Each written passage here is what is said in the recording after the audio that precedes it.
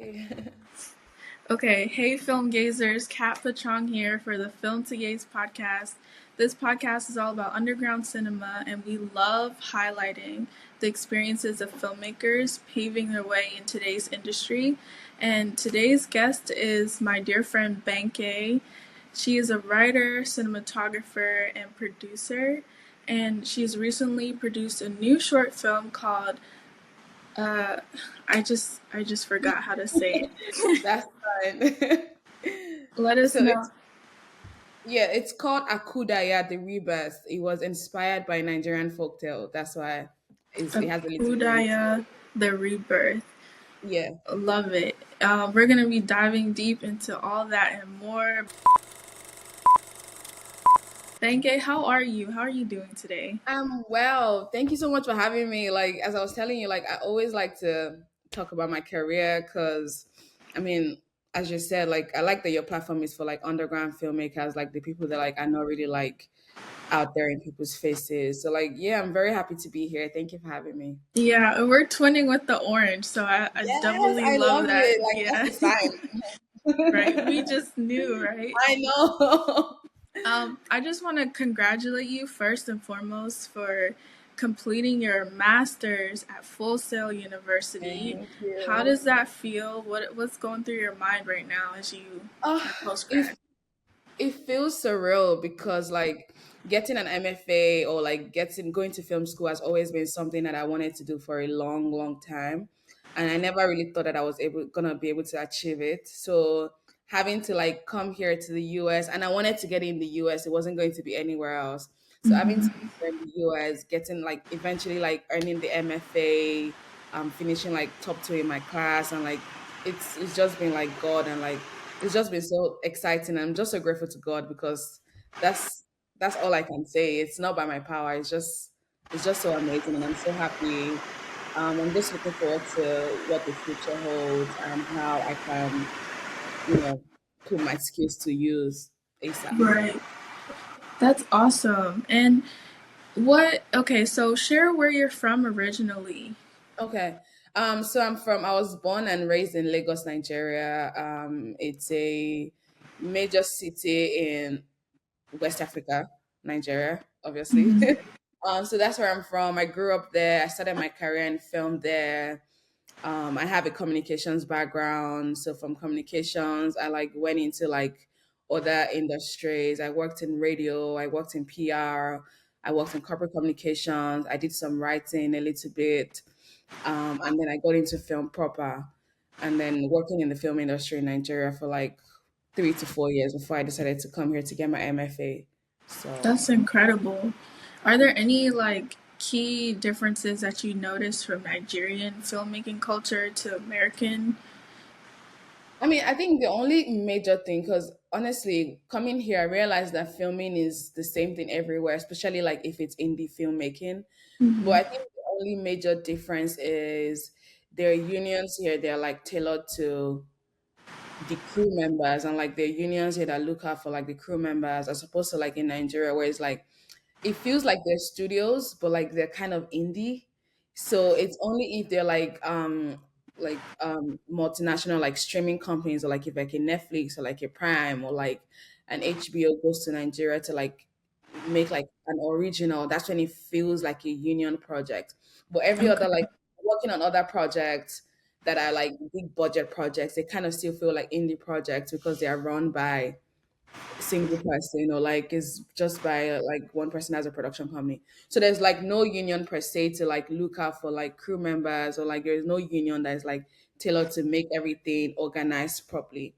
So I feel like that's like the major difference. But like with like filming, like with the creativity, and oh yes, like technology is a big part here. Like obviously the US is a developed country, Nigeria is still like developing. So there's like technologies in place, there's like things that are already like normal, like it's a normal trend to use here as opposed to like in Nigeria, like if you have to like use gear like that, it's like, oh, maybe that's like a big budget project, they'll like Right. buy like big budget and like low budget based on like the gear, whereas like here like we use like gears like that in school. You're not Yeah. gonna be like on a real professional set here in the US. So I feel like those are like the major differences really. Okay. And what or who, if anyone, inspired you to get into filmmaking to begin with? Or have you always had this curiosity for communications, for telling stories and stuff like that? Very interesting that you asked me that because, like, I mean, as I said, I have a communications background.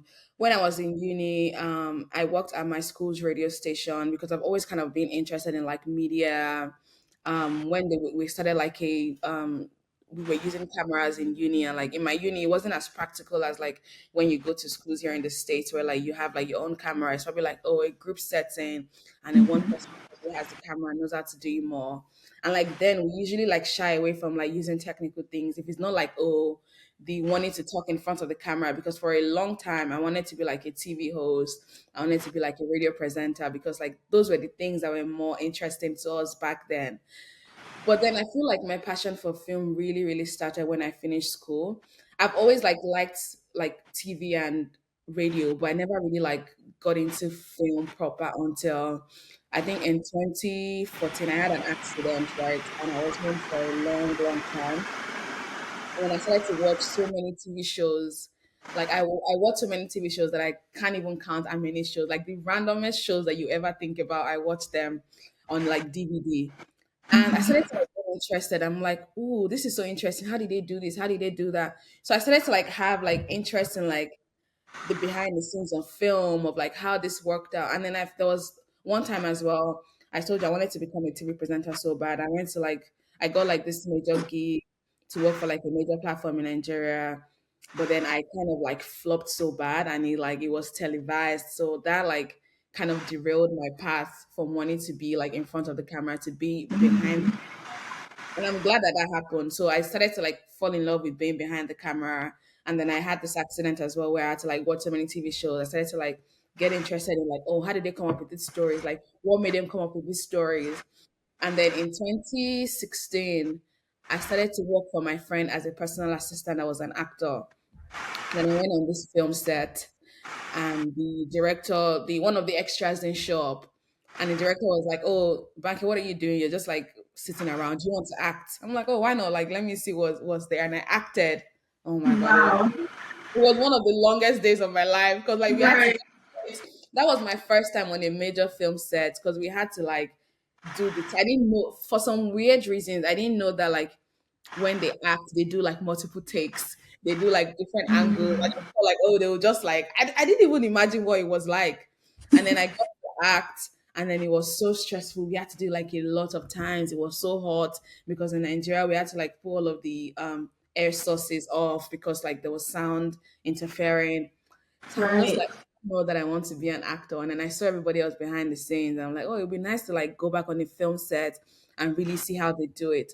So I started to like look for opportunities that were like tailored to like film. So I started to work in this TV station really, whereas like it was a wedding platforms. I used to write for them, and then I got Wow. an opportunity to work for this major streaming web network in Nigeria called Indani TV as an associate producer. So they used to make like web series, and they used to make like like web shows.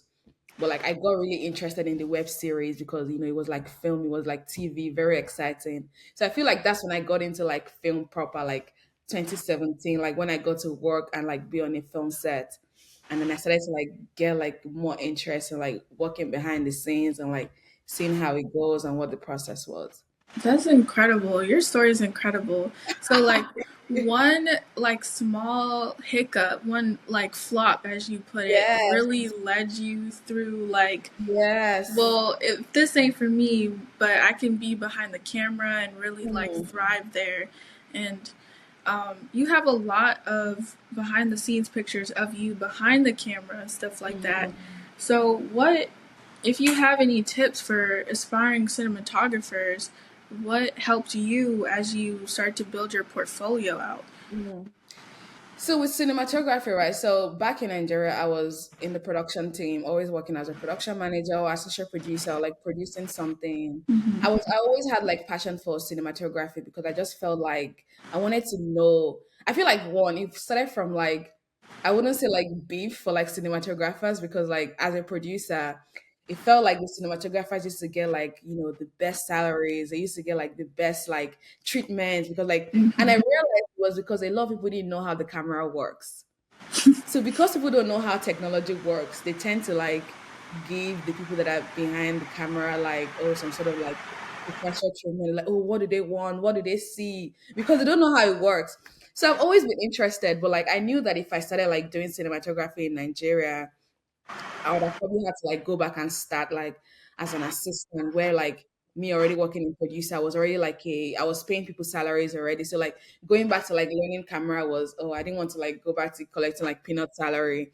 So like getting like an opportunity to come to Full Sail, I started like I got to Full Sail and I'm like, you know what, I'm here to learn. I already have like producing in the bag. I might as well start learning how to use the camera, learning about lights and like seeing how like things work really visually, like technically and like visually. So I feel like that's how I got into cinematography. But like with upcoming cinematographers and people wanting to like be cinematographers, I feel like if you're somebody that doesn't shy away from technology, like I always tell people, like with cameras and like with light gear, these things are like your phone. It's like when you buy a new phone and you're trying to like just navigate around it. So if it's Right. something that you're really like passionate about, like don't think that, oh, how would I mean, because even I am not like, the best cinematographer, but luckily somehow I don't shy away from this thing. So if I'm really like interested in learning something, I will like go ham, read about it. So like if it's cinematography is something that like catches your interest, and even if you don't know if it's cinematography that you want to do, but you know that you want to work in film, I always tell people if you want to just work in film, find like a production assistant role, see how the set is run, like talk to everybody in each department, see like, okay, or arts department, I don't know if I'm interested in that. Cinematography, talk to like, you don't have to like disturb people when they're working, obviously. Like find like a perfect time, maybe like a break time or something, talk to like people in that department, find out how it works. If it's something that you're interested in, start to like, I mean, if you don't have the opportunity to go to film school like I did, everything is on YouTube. Like start to like check these things out. If you can find like a random cinematographer that you can like talk to and like just attach yourself to and like just have them like show you the ropes because with film and like with everything in life is muscle memory. The more you do it, the more you know it. Like That is so true. there That is is so no one true. way to do these things because I started to like get interested in like filmmaking proper because now I'm in film school. You kind of had to like be geeking about film and be like a film nerd. So I started to like listen to like all of these podcasts and like these people would tell you that even like the big cinematographers that you feel like, oh, they're already the best, most of them are still afraid when they have to like shoot like a big scene. They're all still like, Hmm. what if it doesn't go well? What if it doesn't go well? So like it's and because they've done it so many times, if a problem comes up, they know how to fix it. Even if it's not the best fix, they have like a quick solve because they've been doing it so much and it's muscle memory. Even I am guilty of not like continue like doing cinematography. I'm looking for the right opportunity as opposed to like just picking your camera and going out there. I, like recently, I mean, because we got a camera from school, I picked up my camera some days ago and I started to like take some pictures and just look around. I'm like, oh my god, I haven't picked up my camera in so long, and it felt like I had to like forget some things. But every day I decided to like, let me just go and like take a picture and like try different like exposures and see what it would come out as, just because I want to like keep learning. So if you're like someone that is upcoming and somebody that wants to come into the industry and you don't even know what department that you want to go yet, start maybe like as a production assistant. But if you really know for sure, just keep watching and learning and seeing how like people create their own things, and then And eventually you you find. mentioned, Mhm. right? I'm sorry to cut you No, off because you were flowing really well. You mentioned some key things. It's like one, network. If you're on set, network and ask questions. Obviously we're there to work, but if you yeah, have a moment, definitely hmm, ask those questions and then practice. I love that you said, when you haven't picked up your camera in a long time, you can start to forget certain things. hmm, And with everything, it's like a muscle repetition. So I think that's very important as yeah. well. And yeah, so thank you for sharing that for our fellow cinematographers out there. I do want to pivot to your short film, Mm, ÀKÚDÀÁYà, The yeah, Rebirth. yes. Yes, and you said it was inspired by a Nigerian folktale. Tell us about this folktale. So this folktale basically is it means that when somebody's soul, when a lost soul, when somebody dies, they can come back to this world and like find a different resting place sort of, and like start afresh. Like their soul can leave their body. If they died somewhere, their soul can leave their body and go to a different place and start afresh, and like, start their life afresh. But the only thing with this folktale and like the myth is, once they already start their life, if they come across somebody from their past life, they kind of can't have any contact with anybody from their, because their soul is starting afresh, and their soul is like starting like they've started, it's sort of like they're starting again, and they're born again. So like the idea came from, it's a folktale that I knew like as I was as a child. My aunt told me, very random. And then, because I lost somebody like when I was really young, my dad died when I was a very young age. So I've always like had that folklore at the back of my mind. Is like, what if like my dad's soul is like randomly somewhere, and like, he started again, he's like has a new family, and then, it's just like insane. So the idea came from basically me like fantasizing about the idea of like, oh, having a connection with a loved one again, and like what that would be like. And that was how like that was why I got that was where the idea came from. And that's what the story is about. Basically, it's about this girl that gets a second chance with her a dad that died. But then in my own version, she gets a chance to, the dad gets a chance to let her know that, I mean, is what it is an akudaya, because the akudaya means that the person that the lost soul. So he got a chance to tell the daughter that is an akudaya, and then they kind of reconnected. But then you Wow. have to watch the film to know what happens at the end. Okay. Yes. And So was like this that, project? Sorry. yeah. I was just saying like that's what inspired the film, and that's what like the folktale is about, really. And was this project for your final thesis? Yes, the project was for my final thesis for my MFA. I wrote, directed, and produced it, and I actually cinematographed it as well, because my Beautiful. photographer like flaked on me a day before my shoot, so I had to like find a way to like walk around there, and thankful for my crew and my cast. They like, I Right. was going through like so much. I was like throwing tantrums, but like I'm glad that they were patient enough to like help me through it. So How important is it to trust the people you work on set with? 100%, to be honest, because I had that challenge. I trusted my cinematographer so much that when I was on set, I was so confused because I wanted to like just focus on my actors' performances, and I wasn't trying to like look at anything, camera wise. I mean, obviously I would confirm the shots, but I was hoping that my cinematographer would like help me through like lighting my scene and get to like, the look and feel that I wanted. But that didn't happen. So I had to like rely on my camera operator and my first AC, because they had camera experience as well. Because in the heat of the moment when I was trying to talk to my actors, I was trying to like figure out the lighting. I was also the producer. I was going through so much. It felt like my eyes were not seeing anything pretty.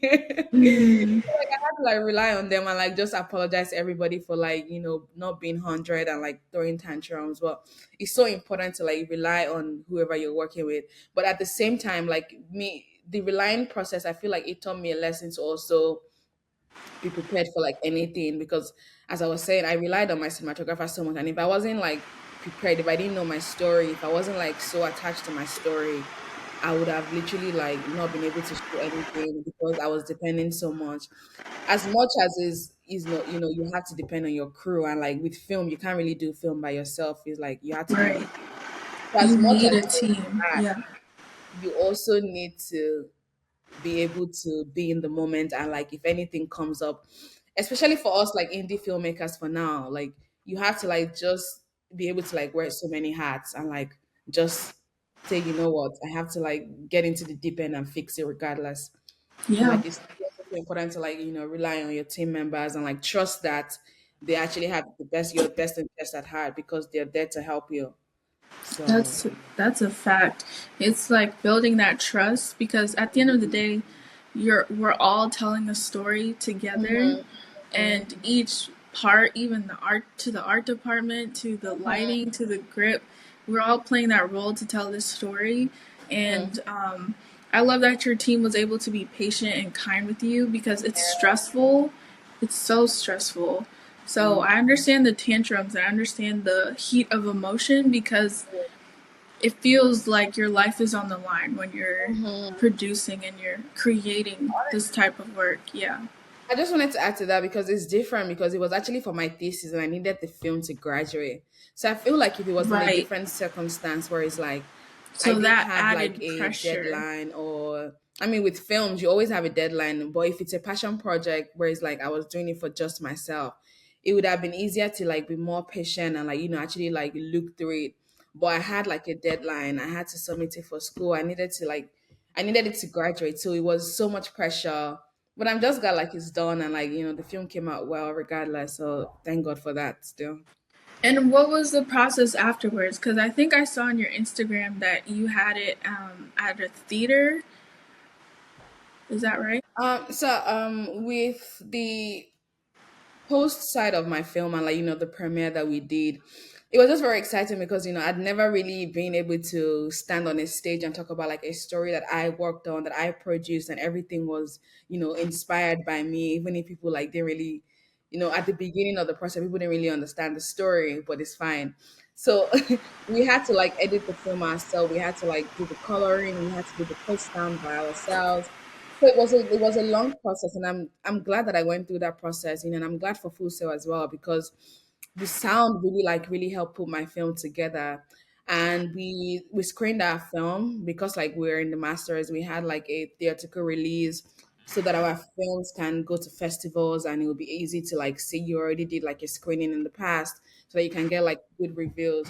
So that was a very good moment for me. It was a very surreal moment. Like I'm glad I was able to like go on there, like get like, firsthand audience reaction to your film and not just your classmates or like your family and friends. It was like people that didn't know you. And like, it was nice to have people come up to me at the end and be like, well, they really understood my story because that was like a major fear that I had. And because like I had so much challenges during the production, I couldn't shoot some things. It felt like I didn't have as much coverage because I had to do so much work in post. And you know how they always say that, the script that you write is different from what you shoot, it's different from what you actually edit, and it's different from what people actually see. Like your story literally changes. And like it was nice for people to come to me at the end and be like, oh, they like my film, they understood the film. Even one of my classmates had to come to me and was like, compared to like what you saw in my rough cut, because we had to like show our films in stages, he's like he shed a tear because like it came out so good, and like I'm so grateful for that to be able to get like that reaction, and I'm just looking forward to like creating more films in the future and being able to like show my film, and regardless of like what people say at the beginning of like, oh, your story isn't like gonna be the best story, your story isn't like, I wouldn't understand the story. And that's one thing I took for me, like you always find somebody that will connect to your story regardless of like what about some other people say, because like art is very subjective and like these things are very subjective. Like not everybody's gonna like your content, not everybody's gonna like what you do, but you just have to like, it's very hard to say, but you have to like just not let those things get to you and just appreciate that your own type of content is different and the way you think is different from everybody else. So it was just very nice to like be there and see. That's incredible. I'm so glad you had such a positive experience Thank post you. because that's the most nerve wracking part of this is Mm-hmm. like the feedback and how people take it, you know? Mm-hmm. And I love that, you're this folk tale all the way from Lagos, Nigeria came to America through you and now you're able to share it and people still resonate with that You got story. you got stuck for a bit. So you're saying like the folktale all the way from. From Nigeria to America, and it was brought through you, through your creativity, with the help of your team, and now it's like it still resonates with people no matter Mhm, where it came from. So I think mhm. that's really beautiful. And last but not least, we're about to wrap up soon, but we have a segment on our show called the PA Peasants Story Time. Okay, And I call it PA Peasants because, when you're a PA, you're at the bottom of the totem pole in this of the industry. food chain. Yeah. So I was wondering if you had any positive, negative experiences being a PA that you would like to share. Honestly, like working in production is very nerve wracking. And I always tell people, like people that are just like coming up, like if, as I said, I was throwing tantrums, like if you're on a set and somebody like throws a tantrum or somebody was being mean to you, never take it personal.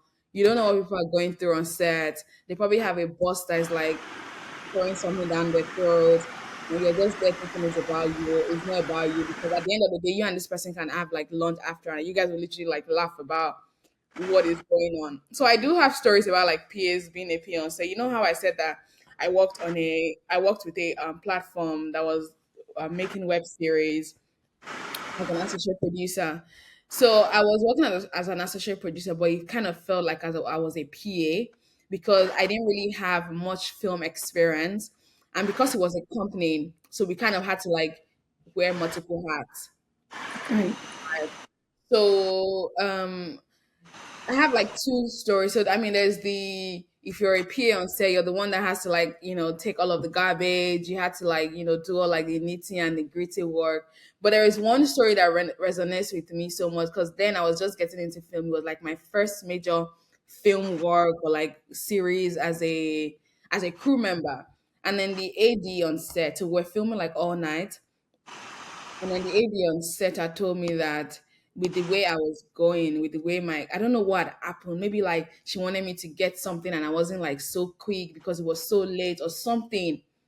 And they were actually peers on set because remember, I was working as an associate producer, but it felt like a peer role because we had like other like set peers.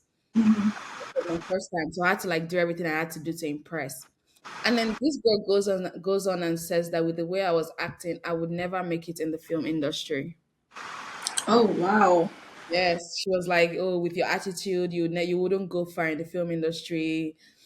And then that was like one of my first job, and I've gone ahead to like work on like projects that are Netflix original in Nigeria. I've done like films that are on Prime, and I guess Hmm. what? Yeah, the girl and I were good friends now because like when we were transitioning to be friends, I had to tell her, I'm like, you're such a terrible AD, like that you were always like one of those ADs that people fear.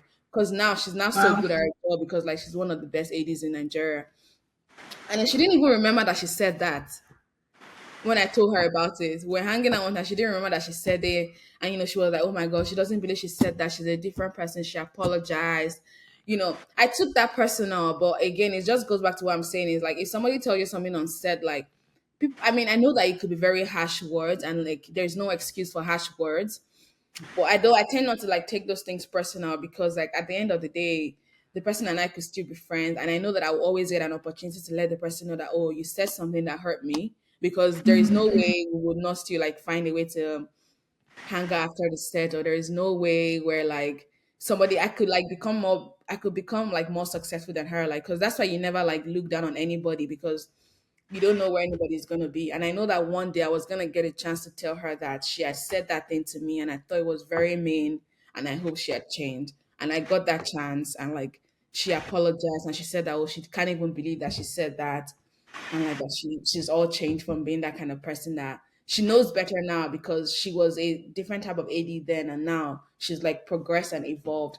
And people will always like progress and evolve. So like, and as I always say, like it's part of the story because if that didn't happen to me, I wouldn't be able to share it now. That's so true. And imagine if that little comment like steered you off completely, Mhm. you know? Mhm. But I'm glad you were able to find forgiveness and I'm glad Mhm. she grew and you grew Mhm. as well. But yeah, I like what you said. Don't take things so personally on set because we're working 12, 14 plus hours.